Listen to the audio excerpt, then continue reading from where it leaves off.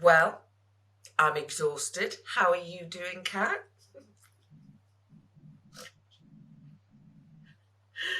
Yeah, but here we are. We're keeping going. We're keeping doing. Yeah, it's just one of those days where it's just like, oh my goodness, my steam has steamed, you know. Um, and I think that's yeah, it's one of the things I think I'm learning that you know, sort of post abuse, we have to go, be kind to ourselves and actually go, do you know what? It's okay if I'm not on full bore today, if I'm not in full power. Um, that doesn't mean you're kind of, I don't know, going backwards or something. I suppose that's the whole self care thing, isn't it, really?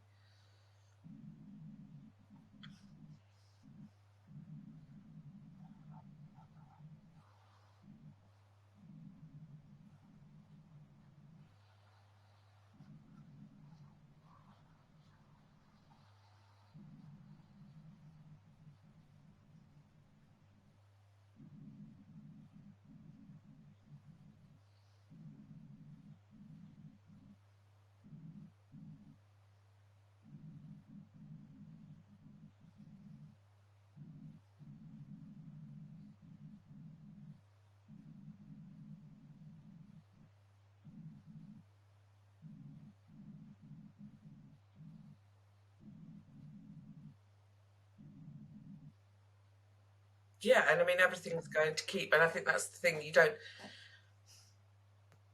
I don't think it's till you start to come out of the survival mode, which you've been in for however long you've been in this relationship with all that adrenaline and everything else. And when when you get to a stage where it's like, oh, actually, maybe I don't have to do that every single minute of every day anymore. I think, but our bodies physiologically must need that time to readjust, you know, and just sort of like, and also I think it feels quite alien to be relaxed. Did you feel? Do you find that it's like, Yeah, yeah. there is a kind of a slight alien quality to like, oh, I can just switch off. I can just chill out. I don't have to be on the alert Yeah, for something, you know?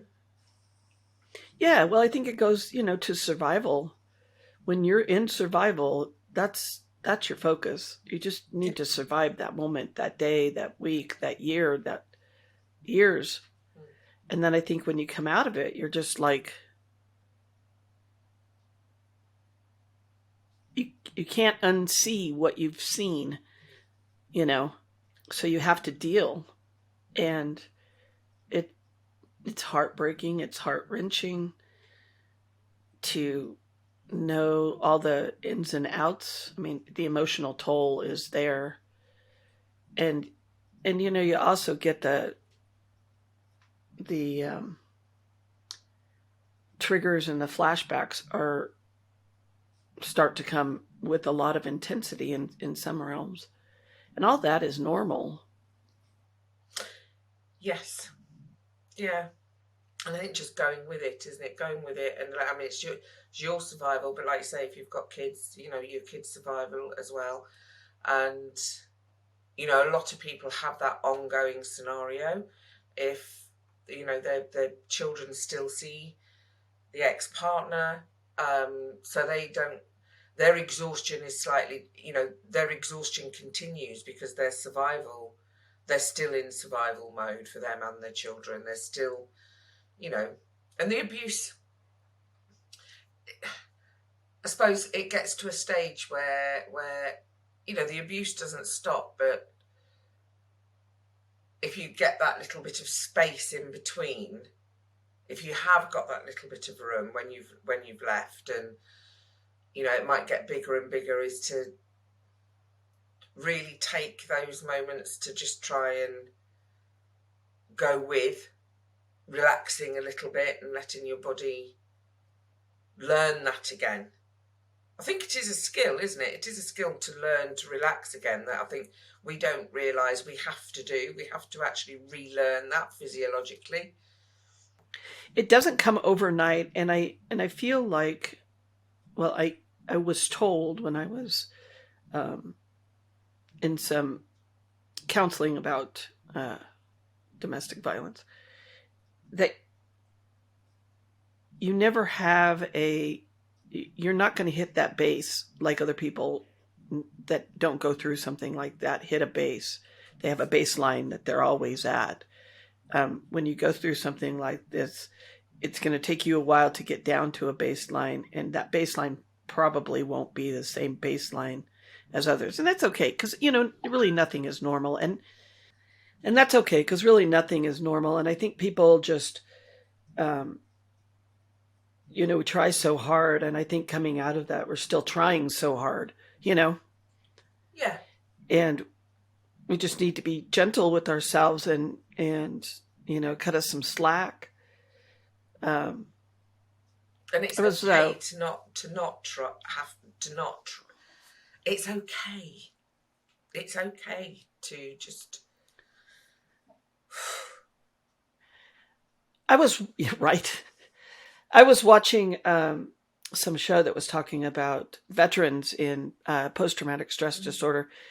I think they had an old term for that. What is that, guy? In war, the old term for battle fatigue. That's what I was looking for. Yes. And the reason they think that other generations did so well is because when they were being shipped back to their country of origins after a war, they all were together and they could talk about it and they could express and they could understand each other. And I think, we have to think about that for ourselves when we're going through these things, that we need some time and we need people to understand that we're not going to just come out of this and go, oh, okay, well, I'll go to work every day and, do everything just perfectly. And it's unrealistic. It's unrealistic anyways, but it's really unrealistic coming out of an abusive relationship. And that's where communities like ours, so the Love community, the Guardians War Cry community, the War at Home, if only somebody new community, these communities are all part of that. I suppose the same as with the veterans coming back from whatever war to whatever homeland. Battle fatigue, I like that. I like that as a term. I think that's a really good term that helps us and the people around us understand the time and the rhythm and the need. We're not going to be on it 100% every day, and it can come a bit out of nowhere of just like, oh, today I'm just pooped, and there's no but that battle fatigue, I think that's a really good. I'm going to start using that more. I think that's really helpful, Kat. I think that's great. I love the way that you grab a hold of things and look at things a little bit differently and decide, that's a good terminology. It's words are important, and understanding to be able to express is important. And I think when you come out of these things and you lack others understanding what it is that you've gone through, how can they support you? And words help with that. If you use the wrong terminology with somebody or the wrong word, and they take it in differently, they may not understand what that actually means to you. Communication is hard, but it's necessary. It's the only way to keep moving forward. And I think, we've gotten in a society already that wants us to be outside of ourselves Yeah. and how we feel. And instead of coming back into how we feel, you know, I don't know how many people have said to me, oh, if I think about self or I take care of self, then I'm being selfish. And you're not being selfish. You know, you're just taking care of self. But it's also understanding the extremes of when you've been in an abusive relationship, whether it's parent to child, adult to adult, child to adult, whatever.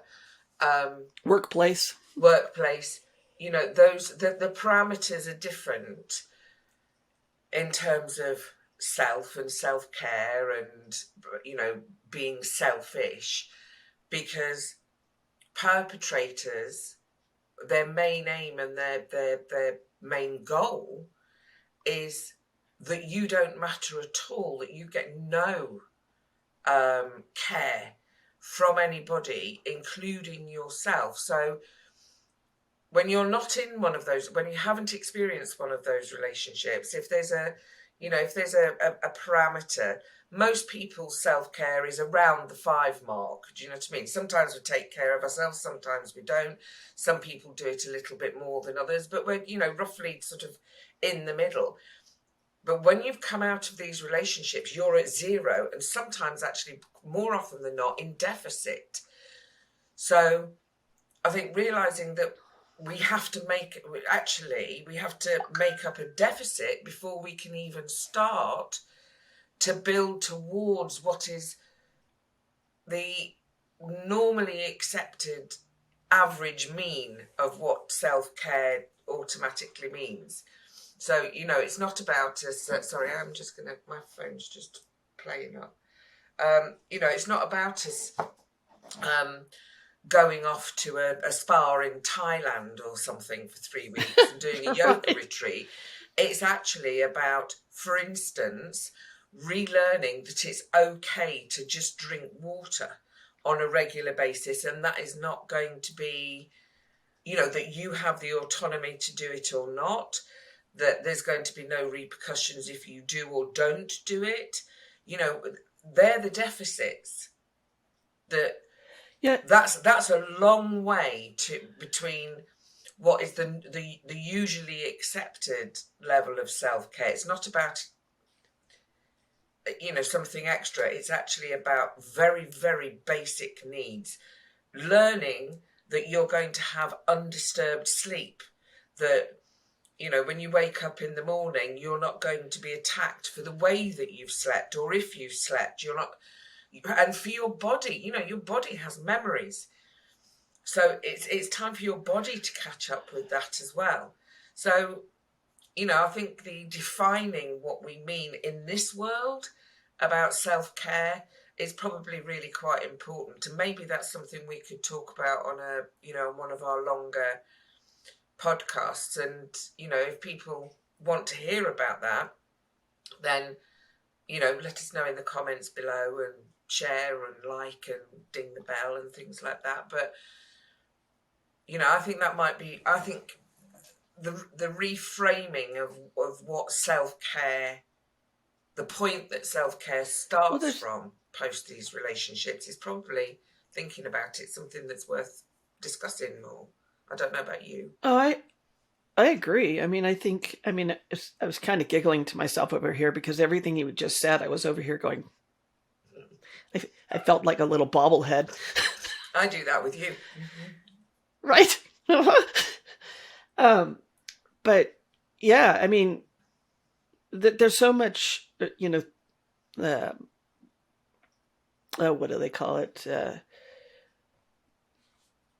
Things out there to help, the coloring. There's a lot about play that I think when you come out of these, your play, like your laughter you were talking about that one day, and all of that being taken away, your ability to play, to just release and not think about anything else but being in that moment and enjoying whatever it is that you're enjoying. Um, and I think I was also going to say, one of my friends, when I left, was telling me, um, if you make yourself a sandwich, just when you're putting on the dressing, um, your condiments, and you're cutting up your lettuce and you're doing the things that you want to do to make that sandwich, I want you to think about, I'm making the sandwich for me, for my nourishment, and just take the time. And it seems silly, but in a way, it was very much about understanding that I could take my mind off of something and put it into something that was self care. And I think when you're exhausted, you just don't want to put your mind to anything. And I think that's okay. At the same time, I think we can control our thoughts. It's the one thing that we can. We can't control them coming in, but we can control how long we're going to stay with them, you know. Yeah, sometimes, I mean, that play element, that's a really, really important, something that I've learned from research and stuff. That's a really, really important aspect, not just for adults, but it's key for the children of these relationships. Very often they've not had a chance to really play safely, secure, and learn that it's, they, quite often in trauma, that's what they need to read. That's not what they need to learn, is actually it's safe to play, properly play. But how you've just described the making of a sandwich, something that if in a non-abusive relationship is just taken for granted, that you will enjoy making that sandwich for yourself and eating it and everything else. And this is what's so clever. This is what's often not. I certainly didn't understand about abuse. Is it takes something as simple as that and turns that, all those warm, positive, good experiences and feelings, and turns them on their head. So in an abusive relationship, have you cut the bread right? Is it the right thickness? How is the lettuce? Even if it's yours and they're not there, all of that voice of things that they say to you is still there. So even on your own, it makes, so learning that they're not there anymore is it's big. It's a big thing. Well, even so, I think too that you may not even realize it, but like simply watching TV and you're still in that mode of waiting for the next shoe to drop or something else to happen. And the weird thing about it too, I think, is understanding you may not even notice that you're doing that. Like, you think you're enjoying the movie, but then you get done watching the movie and you can't recall anything in the movie. And when you slow down and keep slowing down, you start to understand that, oh, when you're in them, you're like, oh, did I forget to do this? Or, oh, are they going to be upset about that? And it's just life stuff. It's not even anything major. It's just life stuff, but it's made out to be such a big deal. And I think coming out and you just are like, oh, and you feel exhausted, but you may not understand all that tension that you were under when you came out. And, I agree absolutely with you with kids and the idea of play, but there is an idea of, and also nothingness, as well for everybody, and not doing anything, maybe going and sitting by a beautiful lake and enjoying the birds and the wind and no wind and I'm remembering how sunshine, to do that. right? Or learning to do it for the first time, depending on your circumstances, but relearning that, you know, again, coming back to that thing that it's safe, isn't it? But like I say, just drinking you know, the right amount of fluids, being able to just having that autonomy to eat the food that you know your body needs, not what somebody else has dictated to you. But yeah, Yeah, I that's think all that part might of be something to self-care. really, really look at about that deficit, the self-care deficit. That, because I can remember when people would sort of like saying to me, "Oh, you've got to self-care," and I'm just like, you know, have I not got enough on my plate? Because my idea of self-care at that time was, you know, that additional stuff that we do. I hadn't realised how much in deficit I was in terms of just drinking enough water, you know, Right. getting enough sleep, because I was still in survival mode for so long. And with time, it does help. Time is a big healer on that, but it wasn't until I grasped, it just felt like more demands were being put on me. It's like, well, you know, yes, I would Right. do more if I had, you know, when you're busy batting off attacks, and you know, in some cases, you know, if you've got a parent who's trying to keep a child alive or protected or whatever, and somebody says self-care in that sort of normally accepted route, it's like, you're not going to go off and do yoga. It's probably one of the best things you could do, but it's like, where have you got the time? Where have you got the energy? With the financial abuse, where have you got the money or whatever? You know, it Right. feels like just another demand of society on you as a survivor who's just left to you know, trying to get some stability back in their life. Whereas I think when somebody said to me, you know, all I'm saying to you is just try and make sure you know, have a big litre bottle of water and start drinking it in the morning, because that impacts on everything. That impacts on your, you know, our hydration is key. I didn't realise that, you know, we could go a month or whatever without food, but we only survive 4 days without water or whatever. So just doing something as simple as drinking enough water can really, really help everything from your anxiety to your cognitive function to you know. And I hadn't realised how potent that was. But when somebody put it that clearly to me, that really helped.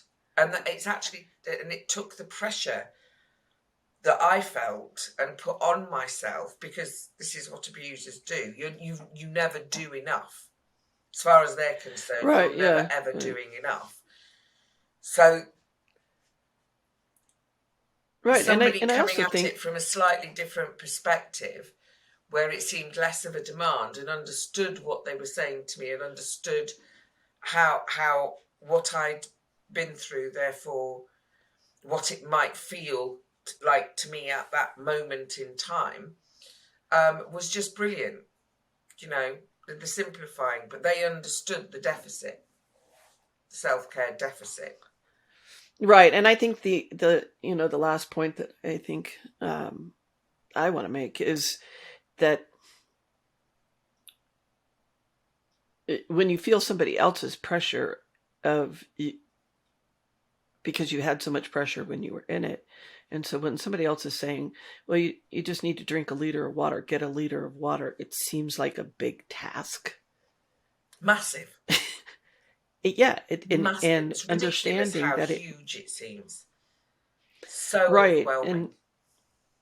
and right and you know, we're going to talk about self-care. We'll have another, I'm sure we'll have quite a few, but for right now we're going to let this one go, and it's been a joy talking with you as always. And you. And so And like I say, if you've enjoyed this and you want to see some more of our podcasts here on Patreon or your favourite server, but please, you know, if you like us, hit subscribe, share, and ding that bell for some more. ding ding ding, hit that bell. See you later. Goodbye.